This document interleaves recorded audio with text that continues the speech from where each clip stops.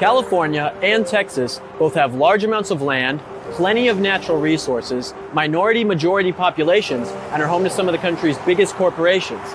These similarities, matched with their glaring policy differences, makes them perfect for comparison.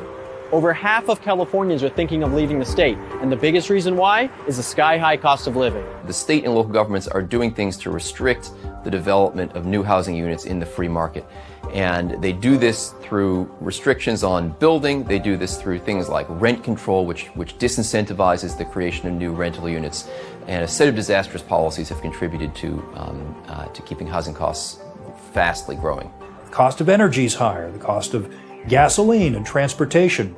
Everything costs more in California.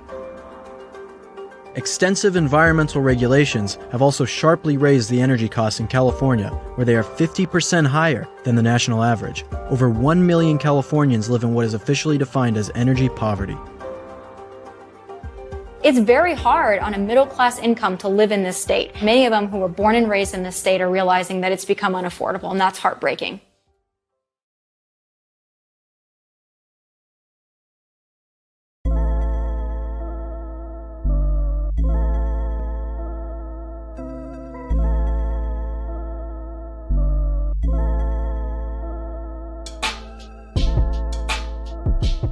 The left spends a lot of time and energy talking about income inequality and ways to fix it, but ironically, California, the great progressive experiment, ranks 4th in the list of states with the highest level of income inequality and 2nd in the nation for the fastest growing income inequality. And a third of the people on assistance in the nation are in California. So how is California handling the growing poverty rate in their state?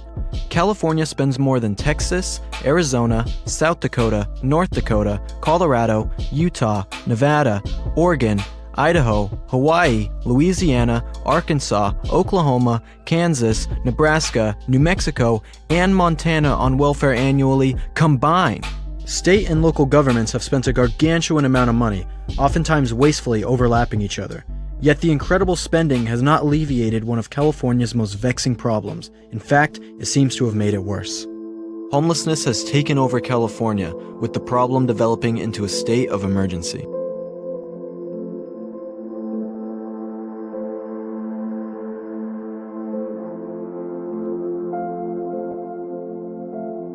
And although homelessness is dropping nationwide, California, with 12% of the population, houses 49% of the nation's homeless. If California were a country, it would have the 5th largest GDP in the world. California's economic engine is driven by its overshared size of technology giants and small to mid-sized businesses.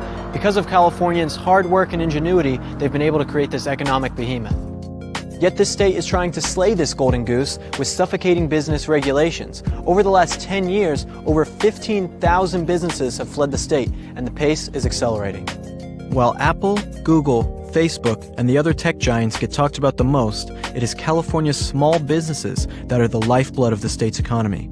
Companies with less than 100 employees make up 98% of all businesses in the state and employ nearly 40% of its workforce. These businesses are what make California the economic powerhouse that it is.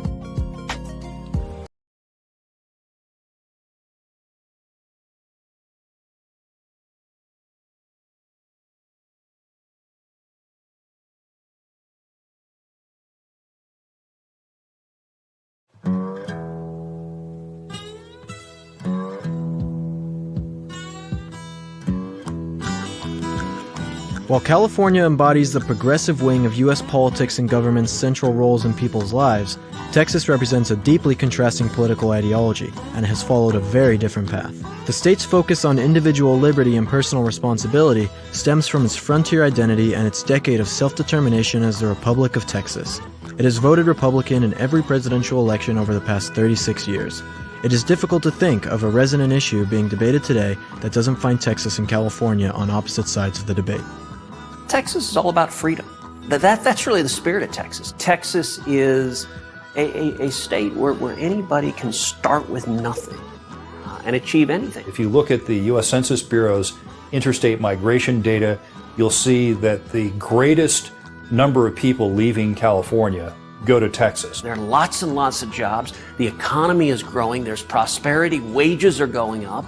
Low taxes, low regulations, free enterprise. In Texas, we like jobs. I said all of us, I said even the Democrats like jobs. They don't know how to get them, but they like them. People who move to Texas are shocked at their dramatic increase in buying power when you couple low cost of living with Texans keeping more of their take-home pay.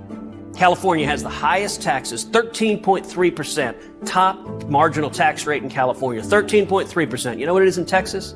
0. Not only are individuals coming to Texas, but so are businesses, and they're coming by the thousands. We met with one of those small business owners who came to Texas, fleeing California's oppressive anti-business environment, bringing with him jobs, capital, and an auto restoration business that over the course of its life grew tenfold in size. Living in California for 35 years with your business, did you see radical changes happening in that state that made it harder for you to keep your business open? There were tremendous changes, yeah. Particularly with the regulating body called the Bureau of Auto Repair. That agency, I think, got power hungry to the point where individuals... Is there a Bureau of Auto Repair in Texas? No Bureau of Auto Repair in Texas. That's a good thing. That's a good thing. Do you feel like it's easier to live out your dream here in Texas than it is in California? Oh, it's not even close. Yeah, absolutely. And Texas is a great economy, and it's so easy to be in business. Way more freer here in regards to less restrictions, red tape. So I was in the auto repair business in California.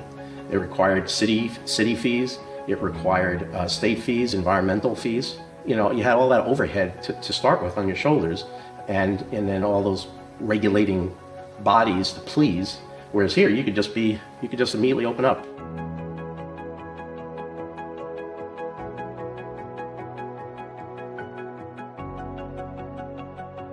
When you think of Texas industry, you think of oil and beef. But the reality is, Texas has as many Fortune 500 companies based there as California, and has an incredibly robust high-tech and startup sector. Texas innovates, and when it comes to high tech, you look at Austin, for example, where high tech companies are moving in like crazy, venture capital companies are moving in like crazy, and hopefully you have hundreds or thousands of small businesses being formed to take on the next big business and the next big business, and it's that creative destruction that drives the economy forward, that innovates. That's what creates opportunities. That's where new jobs come from. That's why young people are moving to Texas, because Texas is where the jobs are. Texas is where you can make a future and provide for your family.